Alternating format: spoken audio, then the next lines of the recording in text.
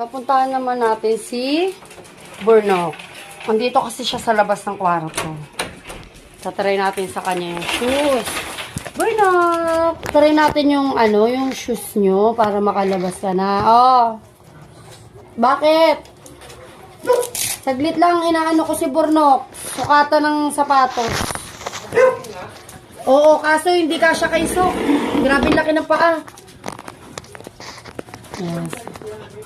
Large.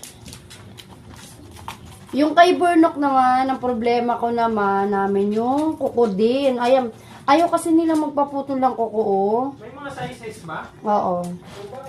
Hindi rin kasya kay Burnok. Ang laki din ng paa. Ano to, shoes to? Large yung pinakamalaki. Ayan, siya si Burnok. Maliit lang siya pero malaki din yung katawan niya. Okay ka? Hi!